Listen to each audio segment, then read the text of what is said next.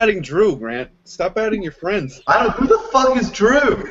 I don't know. We're live. You drew something, or you added We're Drew? live. Oh, we are? Fine.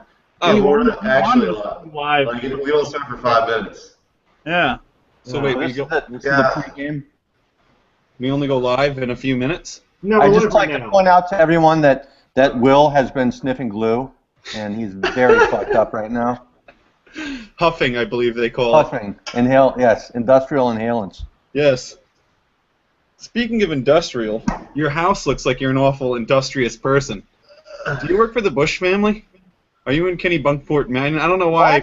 Why do you have to begin every show with some reference to Kenny Bunkport? I don't know, because that's where your house looks like it's at. Look at that house. I It's all don't Martha's live in Vineyard. that esteemed place. I live in That's a second house, It actually. says we're live right now, you assholes. Yeah. Is that what he said? Oh, we're live right now. We're live. All right, I'll kick it off. This is episode... We're live? Yeah, we're live. We're live. You still have salt and pepper hair. We're live. This is episode 15 or 16 of Beer and Bastards. There's so many of them now because we've just really exploded over the last few weeks, and none of it is due to Matt Palumbo's haircut. We're here to, we have our regular guests back. Kevin Ryan's back from his hiatus. Apparently he was gone for a little while, something about his mortgage payments being extremely high at his palatial estate in Kenny Bunkport, Maine, and he needed to earn a few more dollars, but Kevin is the purveyor of unbiased America. I'd like to say hi to everyone first of all. There. Hello. Now, is that an Emmy? Oh, this? Yes, it is. Thanks for noticing. Yeah. No, well, now I see how you afford that house.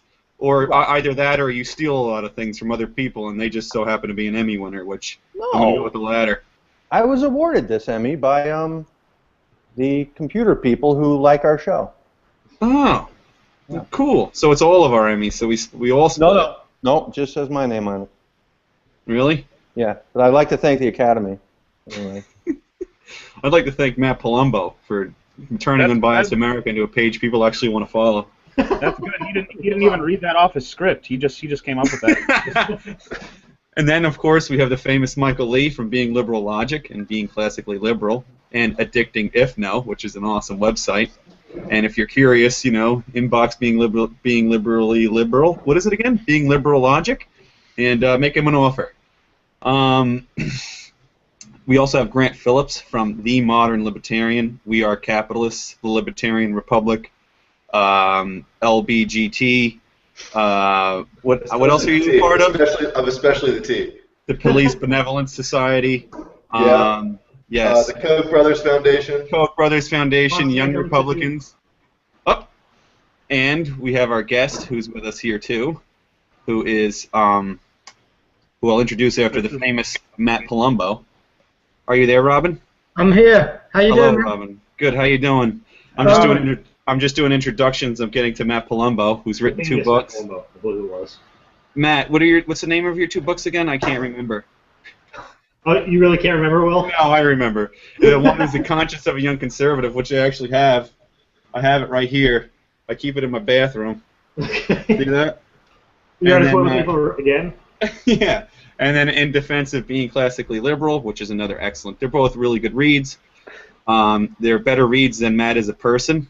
So I would advise you to actually buy his book rather than become his friend. You butchered the name of the book, by the way. You completely butchered. It's not In Defense of Being Classically Liberal. It isn't? What is it? The Defense of Classical Liberals. Oh. Like 5 times on the show. I just figured I'd keep letting you say it. So. And then we have our guest, our special guest. Is it Robert Koerner? Oh my God. That's not it. Koerner? The name is Robin. I'm never going to be able to say it with the tilde over the I. You're the red guy, right? So how do I say your name? I thought you said Robert, but it's Robin. No, Robin. I said Robin. Oh, well then, my bad. I apologize. And is your last name, is it Koerner or Koerner? Koerner, actually. It rhymes with Turner, so you got that. Koerner. I got it right. I got it right the first time, you see? Koerner Yeah. Everyone was saying before you got on that I wouldn't say your name right, but I did. All right, and you run the Blue Republican, the Facebook page, correct? And can you give us a little background on how you started the Blue Republican? I'm interested in that. Okay, Really. well, it's more than a Facebook page. I mean, it's a lot more than that. Right. Are we going, by the way? Did we start? We're on, man. Go ahead. Cool. So it was in 2011, and I was given this kind of gig by accident to write on the Huffington Post, which obviously has a center and left audience. I never noticed. I haven't noticed that. And I had never been interested in politics until about 2010, when I discovered the whole kind of liberty canon, as it were. And so I remembered what it was like to be one of those liberals by default, because as kind of an educated middle-class kid who didn't really care about politics, I was just liberal by default. And I still, I know that language. Those are my friends. And so I had this opportunity to write on the Huffington Post, and I thought, I'll give this a go. I will try and put my new kind of political convictions, and specifically my support of Ron Paul, in a language that the readers of the Huffington Post, mostly Obama supporters, would understand. And so I did that. It was July 2011. Let me stop you for a second, Robin. Hold on. So were you a Ron Paul supporter when you were a liberal, or is this after? Like after? Well, I mean, we're kind of stuck with labels there, right? I got interested in politics in as much as I got interested in liberty and classical liberalism. Okay. And the American Constitution, which I have on the wall behind me, etc., right? So Okay. this was kind of an awakening for me. As I say, starting really in 2010, and then I had this gig to write in 2011. So in many ways, I guess some people would put me in that bleeding heart libertarian box, maybe. But I think the most powerful arguments for liberty are basically consequentialist. They're basically empirical. And I'm basically an empiricist, right? So if I have an ideology that I like the sound of that kind of hangs together, but the data aren't there, I'm open-minded. I'll drop the ideology. But so in some ways, given that the data that I'm going to be looking at are about, we shouldn't be scared of phrases like economic justice and social justice. We are scared of them, but we shouldn't give them away to the left. Right. If we're right, what we believe is in line with what people mean when they use these terms. So I'm concerned about those things, right? I am not a libertarian dogmatist, and to me that's a contradiction in terms. Right. No, I agree with you there. So are you primarily, who are the people you're affecting? Are they liberals? Are they libertarians? How are you infiltrating yourself into changing people's minds? Is it mostly, are you trying to get libertarians to be more undogmatic, or are you trying to sway American liberals into becoming libertarian? Okay, so you said either or. It's both and. Those two things are basically the pillars of my work, right? I'm very good at selling. I mean, I don't want to blow my own trumpet, but I mean that article on the Huffington Post. And by the way, that was the article in 2011 that coined the term Blue Republican, which I have on a T-shirt. That went viral, and we were right up until the day he was denied at the convention, the biggest coalition for Ron Paul. The biggest self-identified coalition for Ron Paul in 2012 was a bunch of Huffington Post reading liberals. I can do that, but also because I obviously am passionate about what we believe in. The stuff on the wall behind me, and the stuff that a lot of you guys write about and talk about and care about. I want us as a movement to really embrace our moment and be effective in this moment, which means we have to be better at sales and marketing. So I teach other people how to do this because I want libertarians to be able to understand their audiences rather than just kind of foist this worldview on people who aren't really ready to accept it yet. Right. How do we make people ready to accept it? What's the way in? So yeah, I deal with that a lot. And what specifically got you, what was the allure with Ron Paul? Was it his idea of the free market, or was it his foreign policy, domestic policy or foreign policy? What really drove you to admire Ron Paul? That's a good question. I think actually the hook was discovering, just through reading, was actually discovering about the nature of money and, and stumbling across a Peter Schiff video. And that was kind of, I know it was a Peter Schiff video that got me to Google the word libertarianism.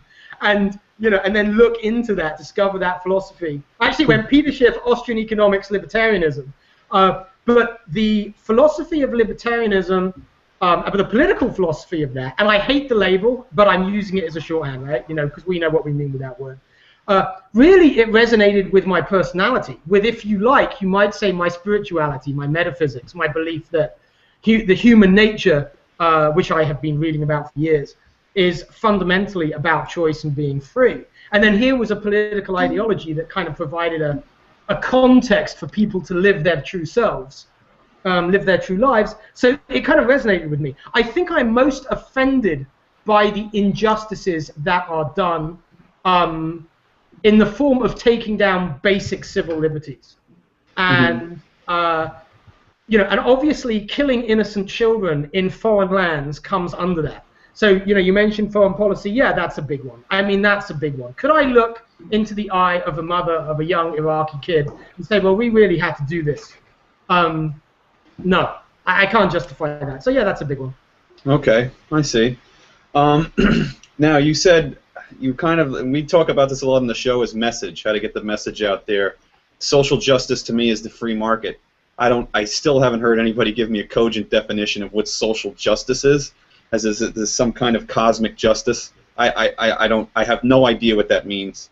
But I think part of it is how politicians, I mean, they just really will say anything that will get them elected rather than actually talk about the free market and the benefits thereof. Moreover, if people are engaging in a free market, that gives politicians less power over the body politic. But how do you get the message to? And I don't know. Maybe you're changing liberal minds. I'm trying to. It's very difficult. Doesn't matter how much, and the other guys will attest. Doesn't matter how much empirical data you give them. It's hard to change their minds. Well, let's be fair. It's hard to change anybody's minds. And True. I know a lot of libertarians with whom I broadly agree, who just don't know as much as they think they know on certain things. No doubt. If I can change their minds too, right? I mean, this is human nature, right? Right. So, and obviously, if you're doing political persuasion, which is what we're talking about, what we're really dealing with is human nature. We're dealing with psychology, and people come to conclusions emotionally. And I mean, when I say that, that's not just a hand-waving thing. You can stick people to an MRI and actually watch the parts of their brain that light up when they make a decision about something or change their mind about something. Right? The changing of a mind is essentially an emotional experience, and then we post hoc rationalize our position. But to your question specifically, the politics of the left are the politics of good intention. That's critical to understand. And if you're going to change anybody's mind, you have to acknowledge and show them that you understand where they're at now, because you're going to take them on a journey from where they are now to wherever you want to take them.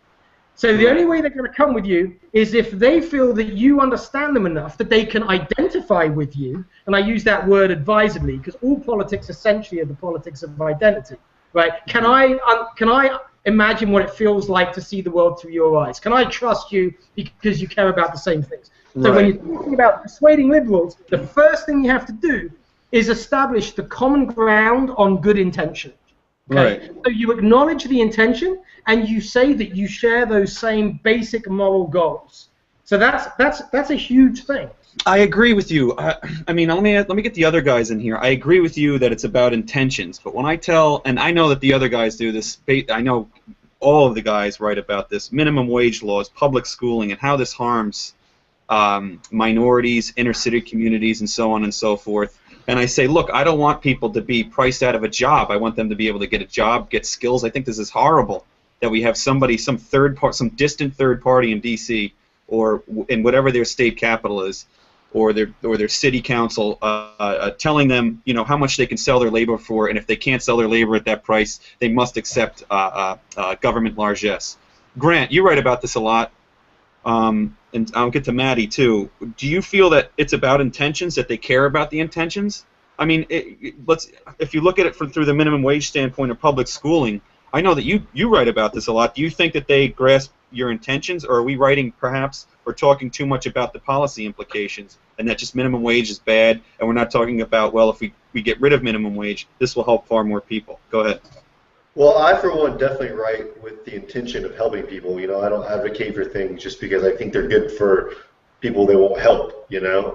Right. And I will say that I know that I put out a good article when most of the people that are getting upset about it are just saying, like, you know, you don't care about these people, or, you know, you don't understand what's really going on, or anything like that. So I think that people do have their intentions, but they want to ignore what my intentions are, regardless of how compassionately I present the case, or how I sort of compare the results of their policy, like, let's say, minimum wage, to, let's say, not minimum wage. I still think they take it. I see this, especially from the left. I'll say more so from the left. There are some things that get the right going a lot about it, but they take it almost personally. Like, I'm trying to help someone else gain because I don't care about the person that I'm supposedly hurting by advocating for this one position. So I think it's more they take it personally than they do ideologically, which is a big difference. If someone takes something ideologically, it's a lot easier to change their mind. But again, that speaks, I mean, I completely agree with that, and that speaks exactly to what I was saying. Right. And this is what I mean by, at some level, all politics, the politics of identity. You know, how do, taking it personally is about, it's an immediate reaction, right? It's a defensive reaction. And as I say, the people don't come to their political conclusions through logic, right? They retrofit logical arguments. That's exactly right. Yeah. Right. So how do we make the emotional connection? I mean, I agree with everything said. For example, I mean, let's give a positive example. This is why I think, no, actually, you know, let's back up another level. There's a huge difference between saying, I like the free market and I like capitalism, and therefore, and if we could do this, if we could have a society, an economy built on these principles, there would be fewer poor people. Right. There's a whole world of difference between that and saying, I want to see fewer poor people. Blah, blah, blah, blah, blah. Therefore, one of the things I'm interested in is making the market free. And let me tell you about the principle of subjective value, right? Let me talk to you in a way that acknowledges all the things that you also hate about cronyism, about the unfairness of the market. The thing that unites people across political ideologies and that can break through that emotional defensive response is a human sense of justice. So if you can start to speak to that, the sense of justice is really human. You don't have to have any ideology to feel that or experience it. So if you can tap that using language and issues that are not touch papers for ideological divides, and the minimum wage is obviously a touch paper for an ideological divide, then you can start to bridge that gap of what is essentially identity. If you have 20 minutes to argue about the minimum wage, spend the first 15 talking to that guy you're talking to find out exactly what he cares about, why he cares about it. I think that's a great point. That's a great point. Back that you understand him. Yeah, and then maybe for the last 5 minutes you'll have a chance of being heard. Right. I mean, I've run into that problem a lot of times. People being, you're just too logical, or you're too educated, or I've heard that many times. And Kevin, you run a page on Bias America, and you do, I hate to say these things, but you do great work. It's always empirical data, and you take painstaking efforts to make sure you get things correct. Other than that, you're a hideous human being, and you don't tell us what you actually do for a living, and you live in a mansion. So you could just be part of the 1% or a shill for the Koch brothers. I try to get the information out of Matt Palumbo because I know for sure he works for the Koch brothers, but he won't tell me. Also Montana. Yes, but what do you think about Robin's points here? Do you think maybe we approach the problems too empirically rather than starting with what are your intentions? These are our intentions. We want to see more. We want to see more unskilled people employed, able to build their human capital in the marketplace and succeed in the private marketplace rather through government handouts. Is it directed at me or at Kevin? Kevin, right, yeah. okay. The Emmy winner. Is he still with us, or is he passed out drunk yet? I'm sorry. As usual, I wasn't listening. But I just want to give a shout out to a couple people. I'm really proud of this Emmy, and I'd like to thank Deborah. I'm thinking about you, baby, all you. And all praise due to Allah, first of all. And Robin Koerner, seriously. Dude, Robin, you sound like me, and I'm not even joking when I say that. The things that you have to say about minimum wage are absolutely true. It's all about good intentions, what are perceived as good intentions. And when you think about minimum wage, the first thought, and you don't have to be stupid to think that minimum wage works. Minimum wage sounds like something that's going to work. That's why it's almost universally accepted around the world by politicians. Economists, on the other hand, up until the late 90s, were pretty much universally in agreement that the minimum wage does not work. All it ends up doing is increasing unemployment for the people at the lowest spectrum of the job pool, the people with the lowest amount of job skills. They end up being priced out of the market because you're telling companies that they can't hire you for a profit. They have to hire you at a loss. That's what the minimum wage does. Now, try telling that to somebody who only looks at that dollar figure. Well, what is it now? $7.25 in America, and they're like, I can't live at $7.25 an hour. Let's increase that, and therefore these people at Walmart or wherever making $7.25 an hour are going to make more. Guess what? It doesn't work like that. What ends up happening is those people making $7.25 get priced out of the market. Evidence has shown this from the first time people have started looking at minimum wage in the 1930s and 40s, up till the 90s. Economists were in almost universal agreement that the minimum wage doesn't work. In the 90s, somebody wrote there was a couple of papers written that basically said that there's no effect. The minimum wage does not affect unemployment. Now, gauging unemployment versus how much people are paid via the minimum wage is a difficult thing to do because not a lot of people make the minimum wage.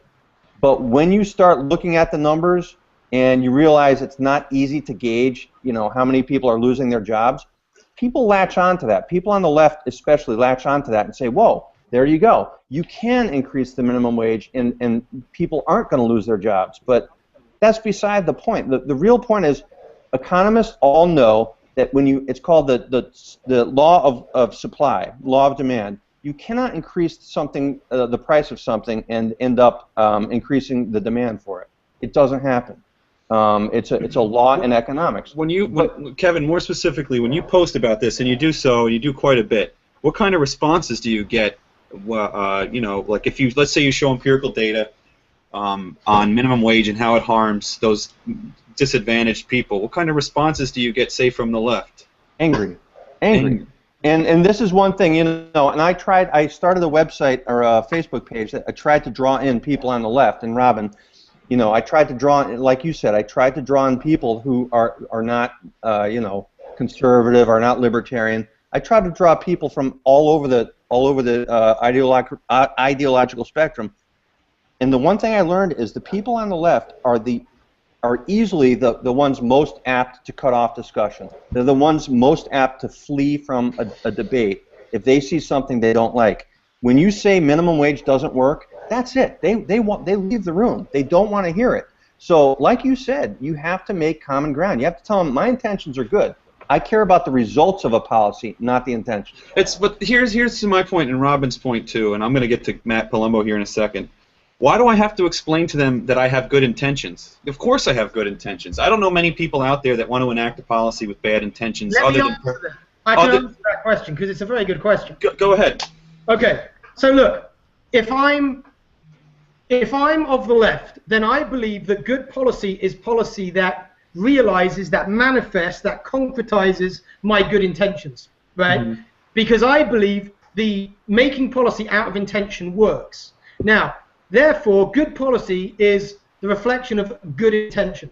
If that's what drives me, and that's my paradigm, then if you arrive at an opposing conclusion, working back, I was motivated by good, you must not be motivated by good. So I'm good, you must be bad. Now, if you talk to people on the right, they don't have that assumption about how policy works, right? Right. Have you noticed that your lefty friends think that your righty friends are bad, but your righty friends think that your lefty friends are stupid, not bad?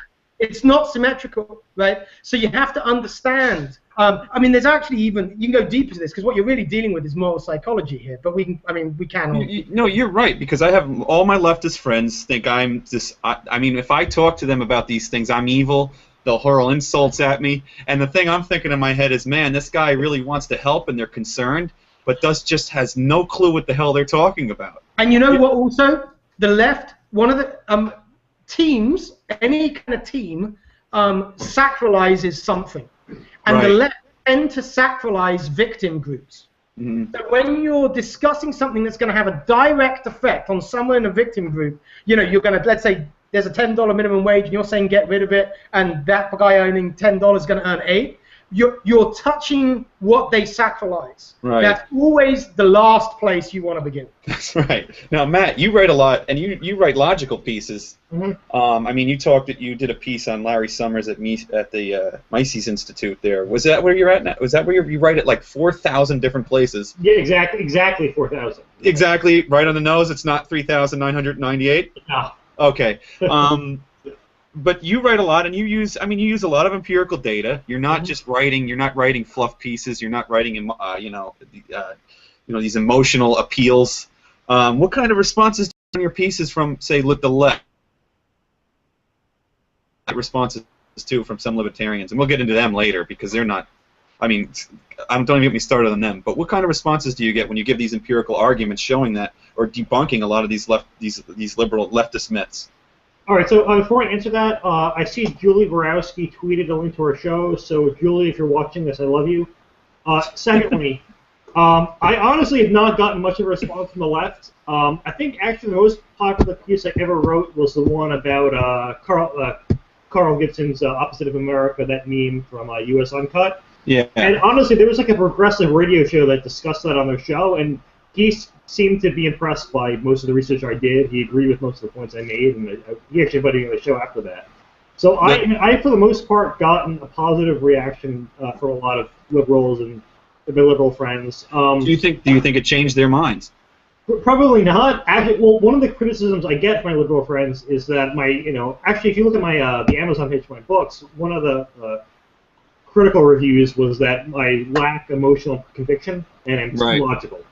So, I mean, I don't think being too logical... That's just how I felt. I'm sorry. That's how I felt. I wrote what I felt. I apologize for that. And another, Mike, you debunk a lot of left liberal myths, or you make a ton of fun of them, and it's pretty hilarious, and you're good at it. And I know you have a lot to say probably on this issue. And I think one of our first shows was the question of, what do you think is more dangerous? Do you think it's political ignorance or economic ignorance? And I'm not so sure so much of its ignorance anymore as it is just this willful ignorance. I feel this way. I don't care what you show me. Maybe it appeals to authority. What do you think about the whole ordeal, Mike? And what kind of responses do you get when you provide? You provide excellent arguments, very logical. I hate you, and you're ugly, but you write really well, and you provide great arguments. What do you think? What kind of responses do you get? Go ahead. Well, obviously, my responses from liberals, since I mostly, take stabs at their pages that they love, is really, really negative. And to Robin's point, I don't do a very good job at the thing that he wants us to improve upon, because I basically just nail their points and I don't empathize with them enough. And I think he makes a great point about this, and that how they arrive at their positions is an emotional, and they take the intentions and they hold the intentions on the pedestal, and if they don't think you have the same intentions as them, then they just ignore you. There's actually a study done where liberals were more likely to delete people on Facebook who had opposing political views than conservatives. I think that speaks a lot to what Robin said, and I think he makes a great point about emphasizing that you understand the issue that they have. You understand that we all want the best for poor people. We all want the best for low-wage workers, and emphasizing with them.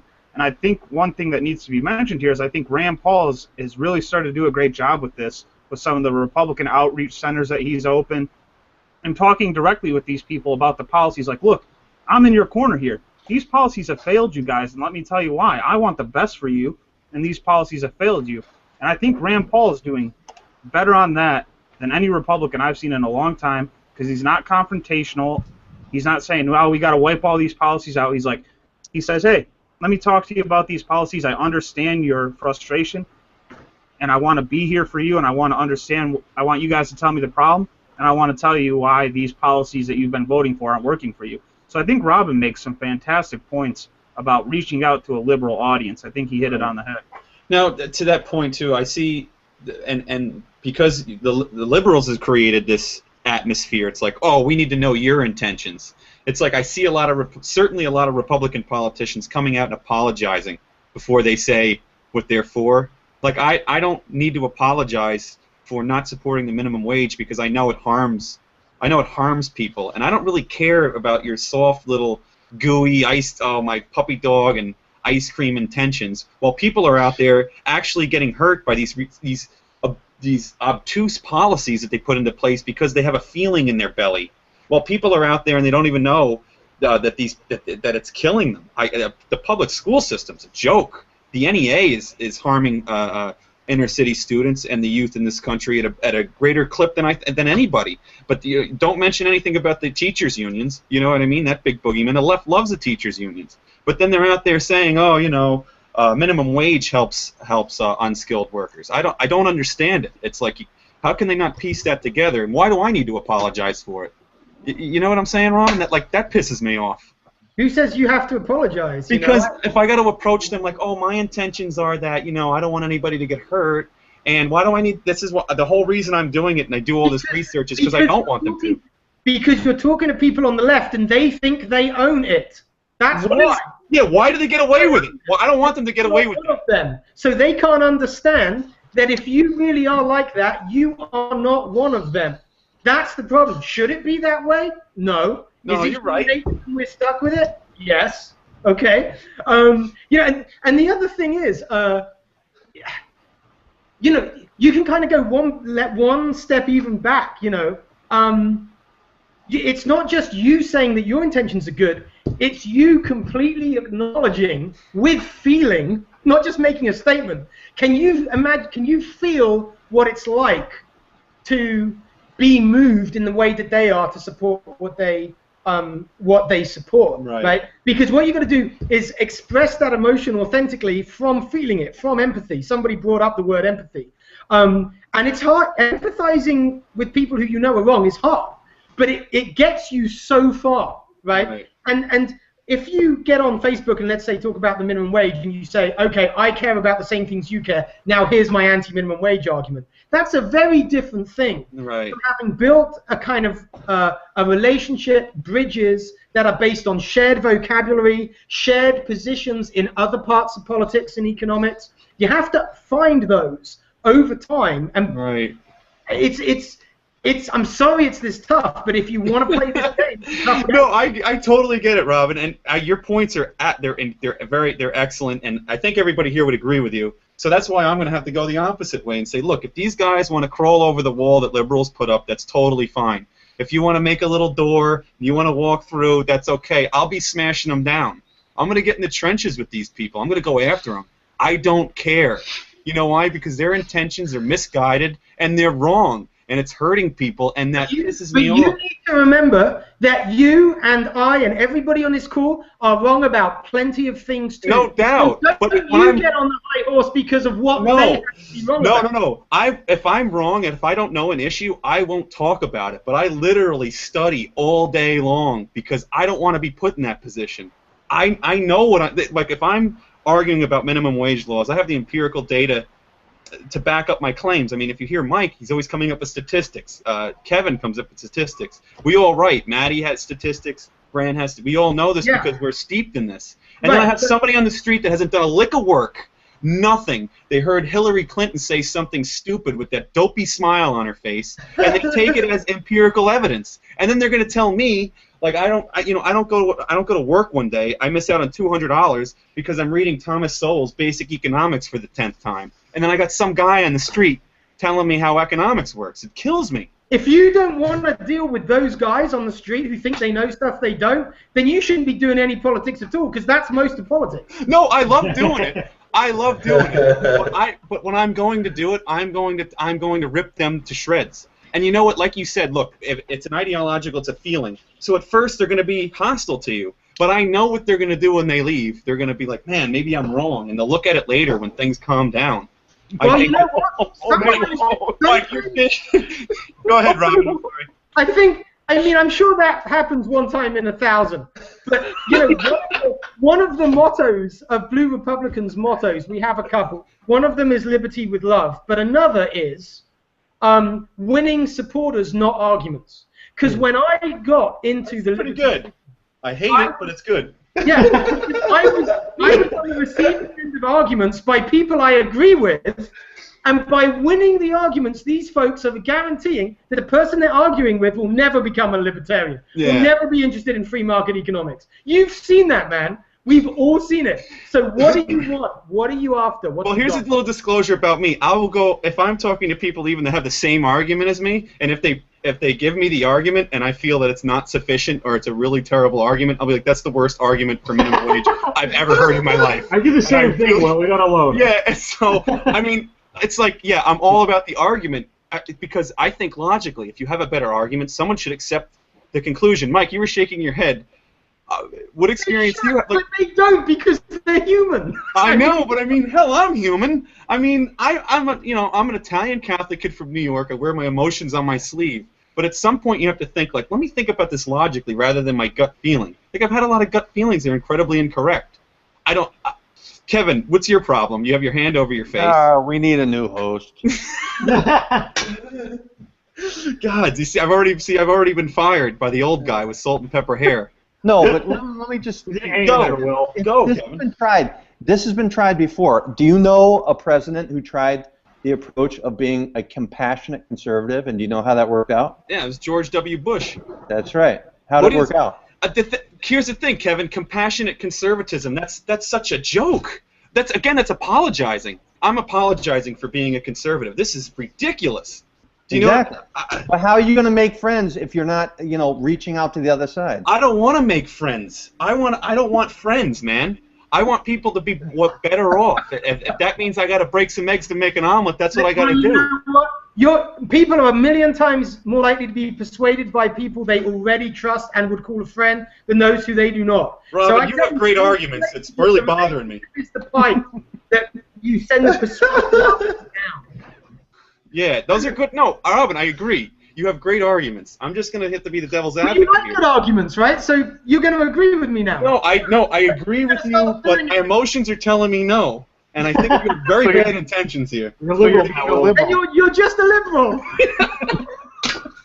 You're trying to shut me down so I don't turn liberal minds to the more free market classical liberal mindset. I get what you're trying to do here, Robert. That's what that's my shtick right there. You're infiltrating beer bastards now. You're good, you.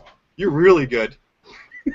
No, you have some good arguments. Grant, I know you have something to say here. You have more, like Maddie writes, and Maddie uses an empirical, logical tone. Sometimes he'll throw a jab in there.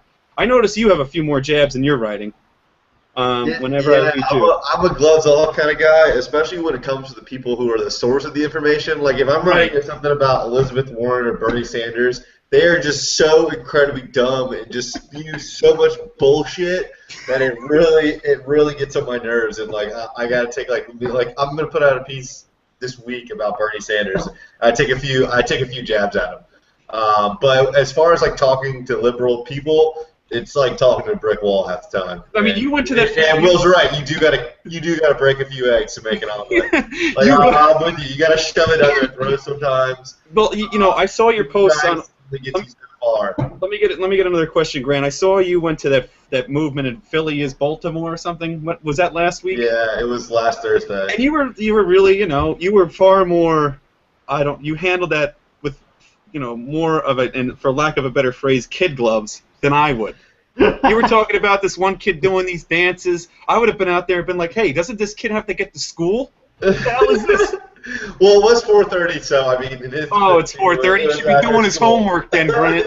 You know what I mean? But in that environment, it was kind of a hostile environment, and I was just trying to keep an open mind and trying to reach, again, like we've been talking about, reaching a broader audience on an issue where I think libertarians can fit with liberals in a lot of different areas. Now, that's an issue where libertarians and liberals relate. Now, when it comes to economics, that's not the case, and sometimes you got to shove that shit down their throat. Yeah. But in issues of like race and the criminal justice system, I think libertarians and liberals have a lot more common ground. Right. Back to Kevin and your Unbiased America page, and I didn't really think about it, but you and Blue Republican kind of have the same type of premise. I mean, sometimes your posts fire me up. You know what I mean? I'll read it and be like, oh, I don't agree with this one. It's a good argument, great argument. I don't agree with it. So I do see some of your majority of your posts as being unbiased. It could be either just unbiased or that you're stupid. I'm leaning towards the latter rather than the former. But do you ever see yourself getting in the trenches? Do you see yourself getting aggravated? I mean, you're not like you're not using a lot of name calling. You're not getting dirty. When do you give up and why? When you're in a debate or if you're trying to convey a message. Have you ever realized that you actually look like the Burger King? Yes, I do. You do. You look like the Burger. That's you know. He looks like me. You mean?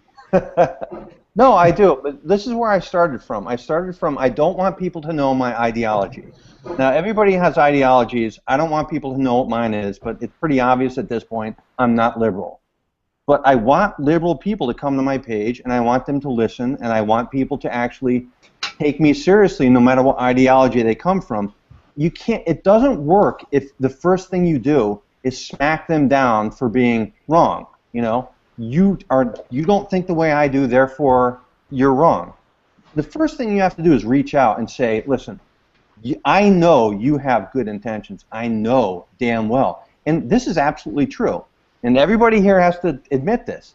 No matter what your ideology is, you could be a radical fucking Islamist.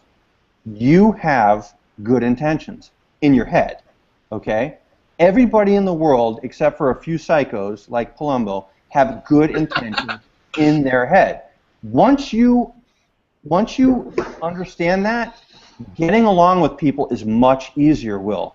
You might need some medication to actually have this work, Will, but for the rest of us, once you understand that everybody has good intentions, getting along with them is much easier. All right, let me ask you a question, Kevin. Let me challenge you here. You're in a room with 10 radical Islamists, and you're in the Middle East. Are you going to come up to them and say, hey, you guys like cheeseburgers too?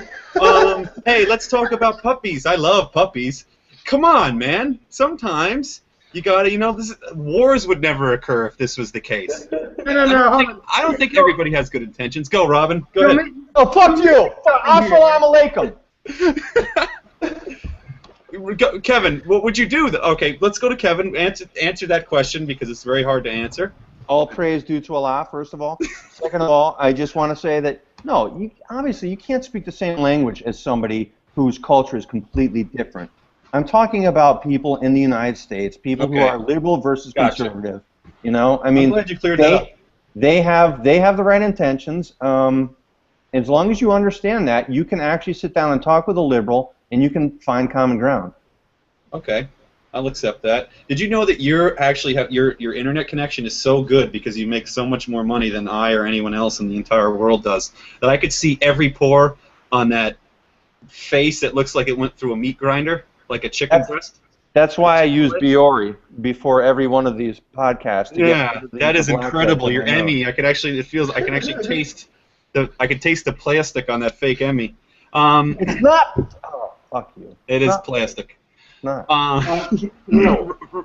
Go ahead, Matty. I hear Kevin took a little jab at me while I was gone. You want to fill me in on that? He did? That's what Mike tells You're me. a psycho. Oh, did you? Yeah, you are a psychopath. Okay. Every time you leave and come back, your hair's a little bit more messed up. I want to know what it is that you're doing. I don't even know, honestly. Remember that one time you had the slumber party with your buddy? That was kind of weird. You guys were in like a blanket tent. Yeah. Mike, you had a piece out today on being classically liberal on banking. Bernie Sanders and, to an extent, what's that other gal's name? That crazy one there from the Northeast? Warren. Yeah, thanks. Crazy broad. Yeah, I can't think of her name. They always talk about these big corporate banks and these big banks and big business and so on and so forth. Don't they understand that the problem with that there's these big banks is that there's big government? Can't they see the parallels there, or do you think?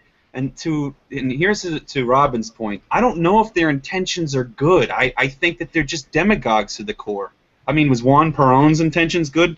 Was Mussolini? Did he have good intentions? I don't know, but no, they didn't, Kevin.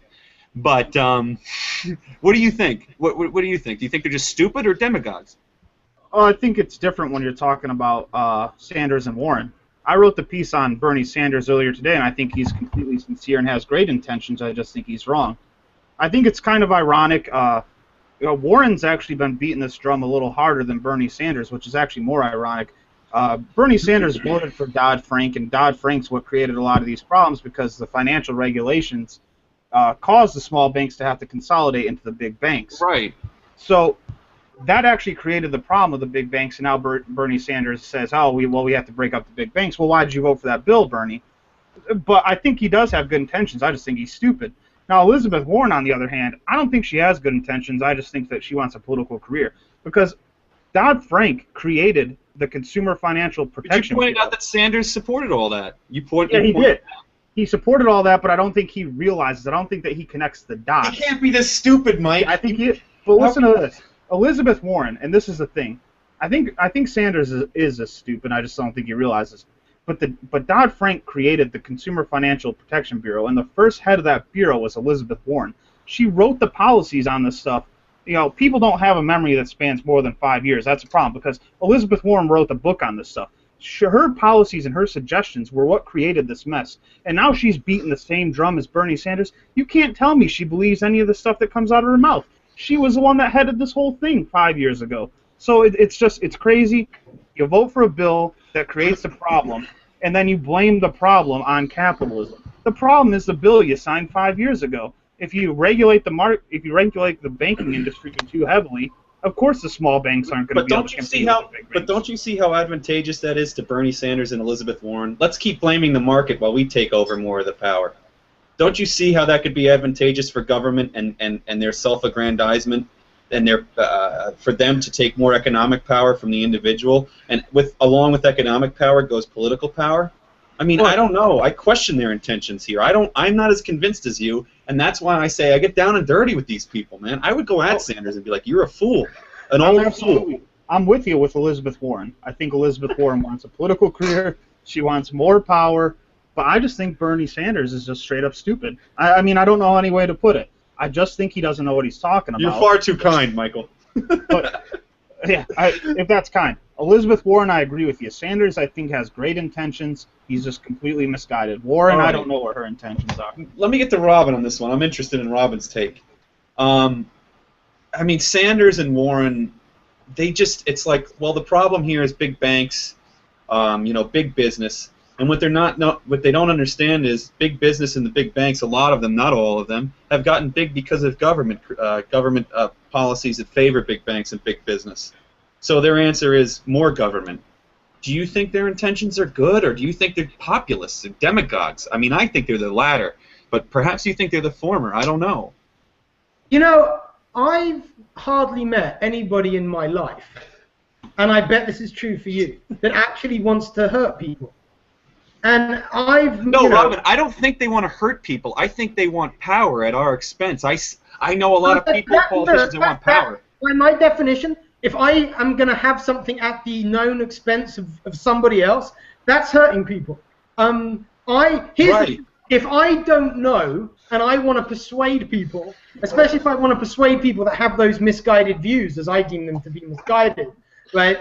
I don't really want to be speculating out loud whether they're, if I know I don't have the evidence to answer the question conclusively, and when you're speaking to someone's intention and motivation, you almost never will have that evidence, right?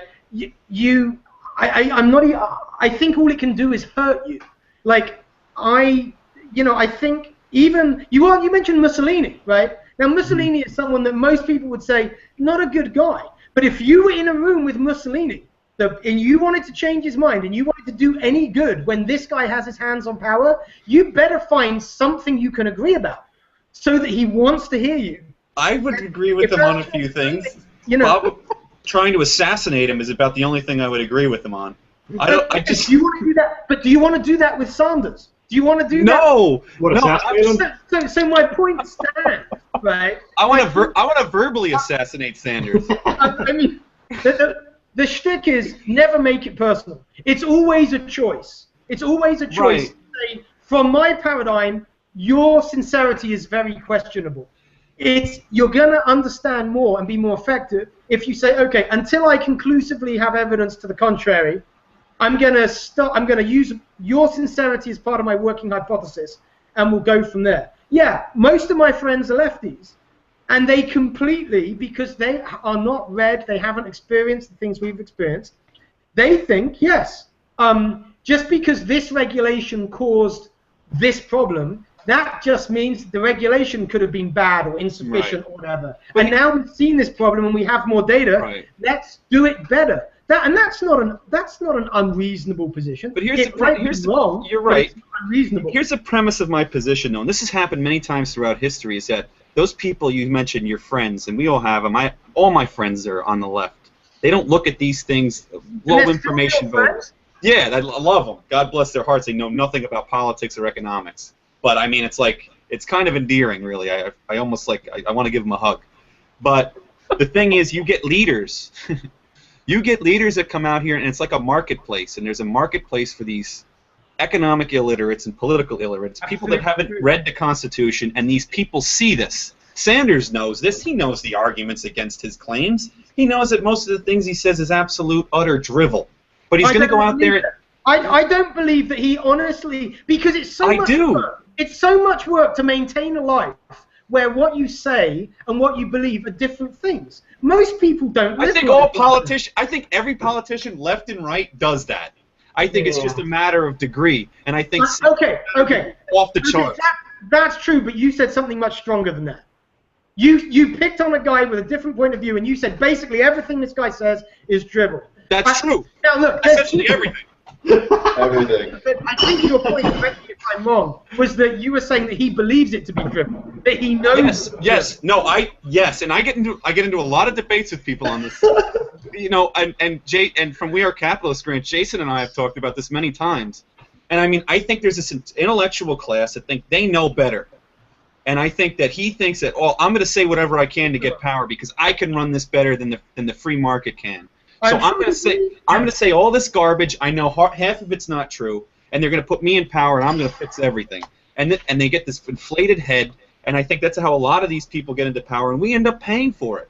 You know what I mean? With our political liberties and our economic liberties. So if that's what you believe, and you don't want to assassinate him, how are you going to handle that situation? I'm going to clobber him in debate. Bury him. I'm going to bury him, right? I mean, I'm going to go out there. But people like you have been saying that for ages, and he's still living. He's still going. Because he's still president. Because these He's been buried by Will yet. Because there's people out there that don't care. There's apathy. Like I always say, apathy is the epidemic that's going to bring down this country. I don't know if it's so much economic illiteracy, but people are apathetic, and they hear Bernie Sanders say, "Oh, you know, the rich people are too rich," and someone's going to go, "Oh, that sounds about right." This has happened after the free market crash, or the free market crash, the Great Depression in 1929. This happened in Latin America. You had Getulio Vargas in Brazil, Juan Perón in Argentina. You had, when the fall of the Weimar Republic, Hitler doing the same things, Mussolini, the Bolsheviks, all these people coming out with the same rhetoric. This is happening again. I don't know. Maybe that tells you something. Maybe that tells you that this is a common... it is common. And if you think he doesn't know it, he knows it. He knows this. He knows what the rhetoric he's spewing. I hate that guy. Hate him. I hate Elizabeth Warren even more. What are we going to... Okay, so where do we go from here? What's the point of that? We have to get it. We have to inform as many people as we possibly can. Do. And that's where we started this, right? How do you inform people in a way that you change their minds rather than just have that lovely feeling of being right? All right, you're right there. But I mean, I'm not going to be like, hey, let me buy you a steak dinner so I can explain to you the law of demand. You know what I mean? It's like, I know supply and demand goes like this, 2 + 2 = 4. Why do I got to buy him a steak and apologize to show him math? I don't know where you're getting that. I'm not saying anything like that, so I don't know where you're getting that. I'm just screwing around, Rob, and I'm trying to get ratings here, all right? I have Kevin on my show. He's destroying our ratings. No, but I mean, see, you know, I get your point. Go ahead, Mike. I know you want to say something, but Robin's arguments are valid. They're great arguments. I'm just trying to taking them apart. Go ahead, Mike. Whose side are you on here? Clearly, you're on my side. I have a Mets hat on today. Go. The Mets are terrible, and Robin's right. I keep thinking about what you said earlier, how you destroy people, you destroy their arguments, and you hope you just know at the end of the day, when they go home, they thought, well, maybe he's right. No, they don't do that.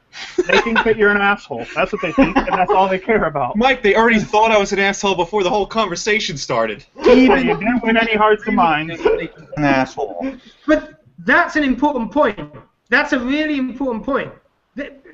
Because this, again, that speaks to the politics of identity. If you're using language and you're identified with positions that are themselves identified with people that I believe are wrong or bad, then I have already decided that whatever you say to me is coming from an asshole position, right? So the whole point of Blue Republican is that we're laying the ground so that nobody can put us in that pigeonhole of he's a conservative, he's a rightist, he's even a libertarian, one of those weird freaky types, right? Right.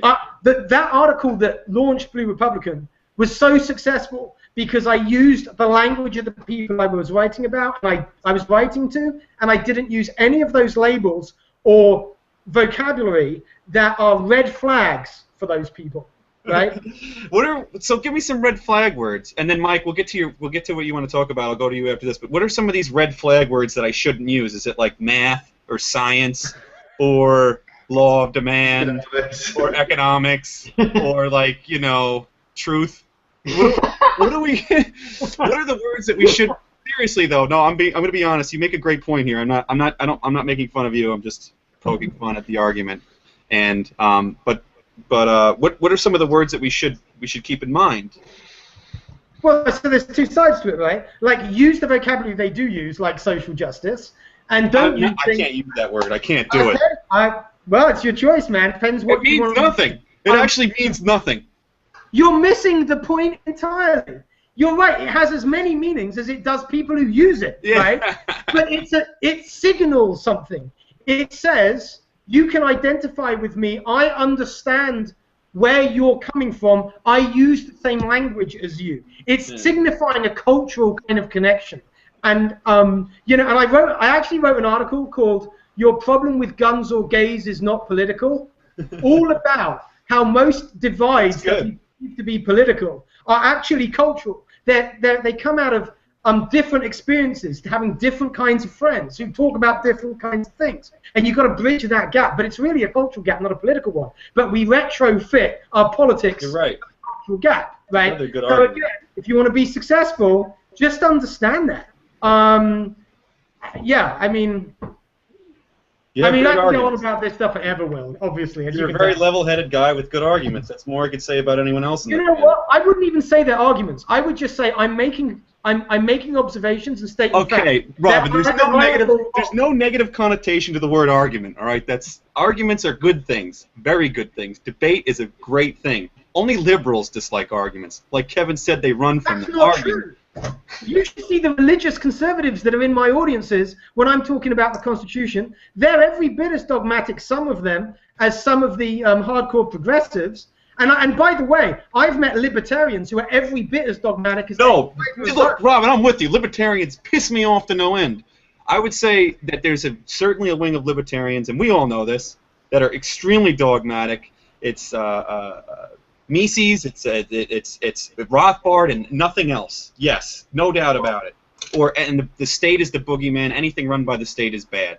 Hey, Will, I gotta jump in. I'm gonna go over to Politics After Dark. I just put the link in the chat, so anybody watching, everyone pop over there later. All right. Make sure you talk badly about everybody. All right. Yeah. Fuck all of you, and have a good night. See you, buddy. But Kevin, you want to jump in? I know you want to say something. You don't agree with anything I said. I'm stupid, but I'm still better looking than you. So there's that. But what did you want to jump in with? And I think Mike wants to go to the gold standard after this too. First of all, being better looking doesn't matter when you have STDs because you're never going to hook up. Second of all, and I mean this from the bottom of my heart, Robin gets it, and y'all don't, and I'm totally being honest. If you ever say y'all again, being from the Northeast, I'm going to smack you. So. Well, there is no collective you. there's no you. There's no word you. You could say, and everyone doesn't. Okay. I guess I could have said that, yes. But, and everybody else doesn't get it. He's far more effective and, frankly, more important than the rest of us are. No, I'm being serious. You guys and me, well, I try not to, but you guys do, are preaching to the choir. We go out there and we say the same thing. We say what they want to hear. And we sit there and we tell people, be they conservatives or libertarians or whatever, what they want to hear. And how are we changing society? We're not. I mean, Robin's... I don't No, know. I'm being completely serious. I get, but Kevin, I get the same fucking people every day, and they come in here and they say, "Oh, I agree with you," and they like my comments and so forth. But that's not the people that we need to talk to. If you want to talk to somebody if you want to change minds, you got to do what Robin's doing. You actually have to reach out, and I absolutely believe that he's more important than any of us. Okay, so are you and Robin going to go out for a steak dinner here? Because I'm getting a little uncomfortable. Your host. Robin, if Kevin asked you out, would you go out with him? If he's buying the steak, I mean, I love a good steak. You hear that, Kevin? You just got a date. Can he bring his Emmy with him if he keeps it in his pocketbook? Would that be? You must have big pockets. That's all I can say. Yeah. Don't disparage the Emmy. Ugh.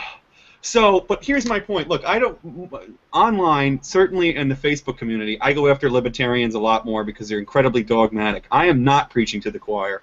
A lot of my posts will go after, say, hardcore libertarians. I think Mike's and Matt's do too, to an extent. Yeah, I don't know. A lot of libertarians.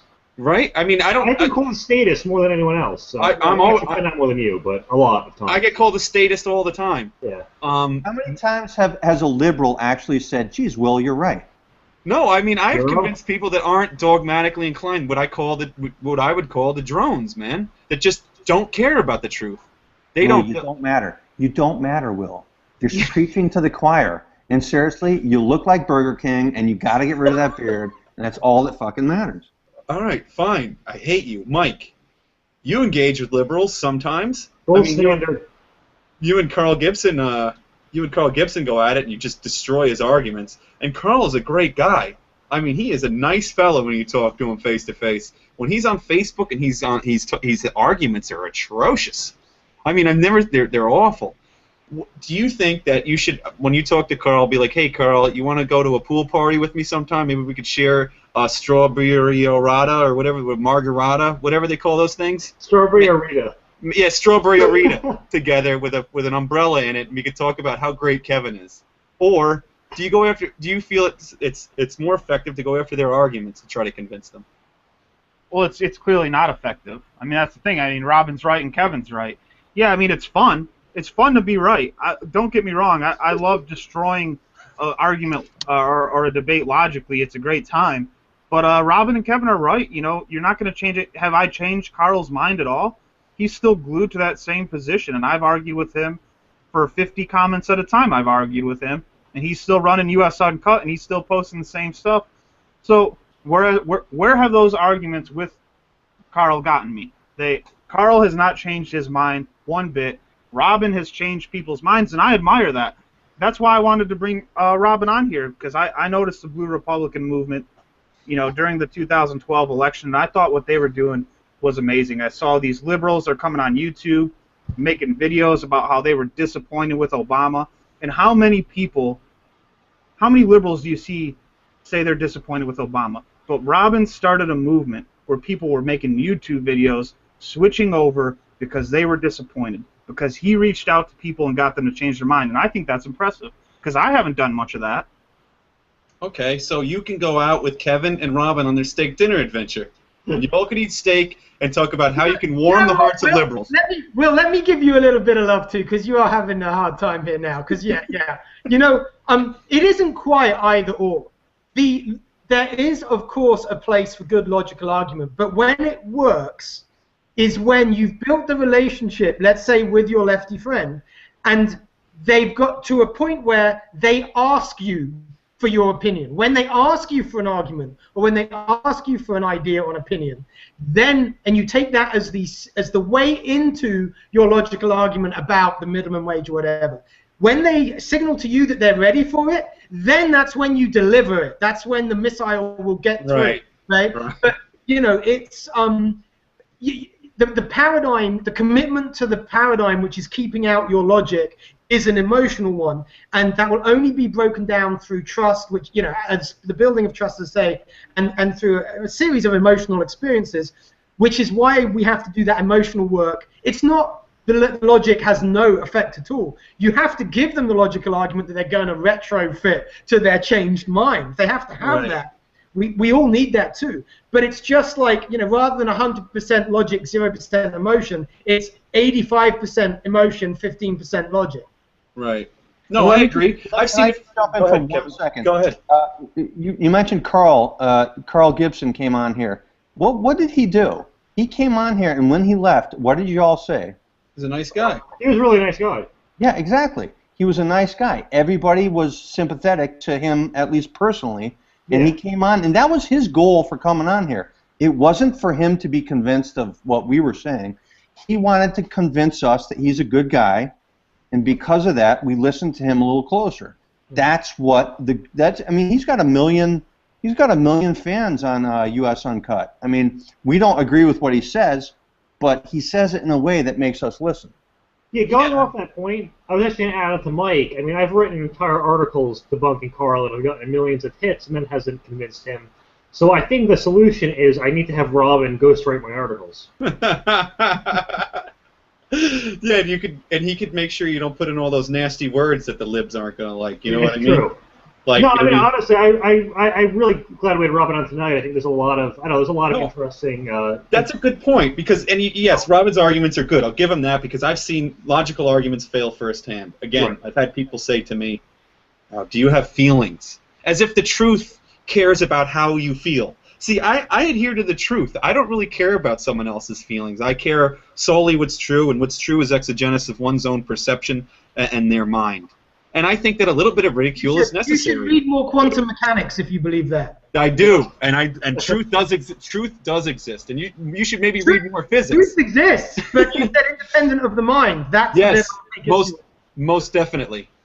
Metaphysics is what you should absolutely definitely read, not just quantum physics. But I'm with you. You know, but this is that could be another show. Let's do it. I know that could be another show. I mean, I love philosophy and I love mathematics, and things exist exogenous of the mind. I know that certain social policies have a negative effect. There's plenty of data that shows it. And when people just, my feelings dictate that I can't adhere to the truth, well, screw you. I'm going to show it to you. I'm going to ridicule you. It's like somebody saying, oh, no, well, that wall right there, that doesn't exist because I don't feel like it exists. You know what I'm going to do? I'm going to push them into the wall.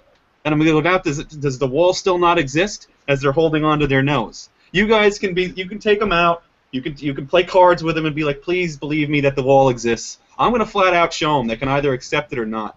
That's my point. I think it's because Will's hat is backwards. That's why he's so uppity. Right? But I don't know. I think Mike's with me. Mike, are you with me on that one? Can I get somebody on my side here? Has Robin done that good of a job? Hey, I'm just going to agree because you're illiterate, Will. We're supposed to be wrapping up this show because we're not going to say that on Liberty.me, but you're so illiterate you can't even read. No, I see the time. This is a good show, and we got things going on right now. But why do we have to wrap it up? What the hell, Mike? I'm only telling you what Mike's telling me. I think Mike has kids or something. Isn't that weird? Mike Reed? Yeah, Mike Reed. I think he's got kids. He's in Canada. You got to wrap it up. He's in Canada, and they have like different rules up there. Probably there's like a curfew. Very statist in Canada. Probably has to be in bed soon. The Black Hand will march into his house and make sure all his computer's off. But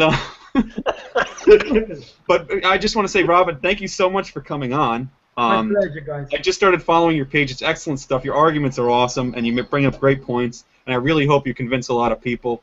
Let's be in touch. We'll have you on again.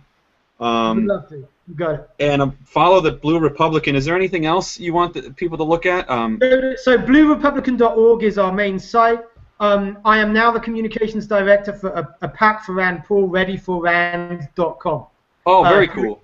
If you're interested in that. Again, that could be the content of another show too, I suppose. So yeah, no, that's good. That's pretty good. And my archive is on Huffington Post as well.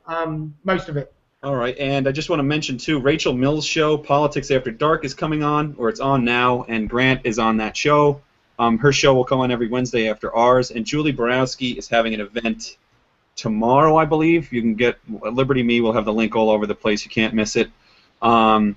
Kevin, that's not actually Kevin's house. That's his neighbor's. He actually lives in a tent outside. And that Emmy also isn't his. That's actually a toy for his son. And Maddie, thanks. Mike, thank you so much. Again, Robin, we'll be in touch. You'll come on again. Next time I'll have a better argument ready. I'll be ready for it. All right? All right. You can go off now, Mike. You can do whatever it is you got to do. Good evening, gentlemen. Take care. So long. Thanks, Robin. Good. Can I start masturbating now, or? Yeah. Nice. We're actually still on because Mike hasn't cut off the show yet. See, I'm not the only illiterate one. He doesn't see. I don't know how to do it because we don't have any control. Oh, he just left the group chat too. Yeah. By the way, let me just. We can We're probably gonna wait a few minutes and we'll get kicked off. Can I tell you all what this is? A fan of our show won this Emmy. This is a real Emmy. A fan of our show also won the Emmy for SportsCenter. Y'all heard of SportsCenter? What's y'all? Y'all. This is the Emmy for winning for SportsCenter. Get out of here. Not kidding. A fan of this show. So it's an fan of our ESPY. show. It's ESPY. No, this was an actual Emmy. This was not a stupid ESPY of ESPN. This was an Emmy. Who is it? I can't say her name, but she's a fan of the show. Does she like you the most? Is it Linda Cohn? I don't even know who Linda Cohn is. Mike, you know who she is, right? Yeah, I know who Linda Cohn is. Yeah, how do you not know who Linda Cohn is? It doesn't matter. So It doesn't matter. So she texted me and said that she loved the show and she thought it would be hilarious if I had the Emmy next to me during the show. You were so full of shit. No, I'm not. Show the engraving. Show the engraving. What is the engraving? All right. Well, are we off or not? I don't want to. We're still on. All right. When we're off, show us the engraving. I will show you and I'll tell you her name. But the point is that she she texted me and said, I thought it'd be funny if the Emmy was on the show with you during the podcast.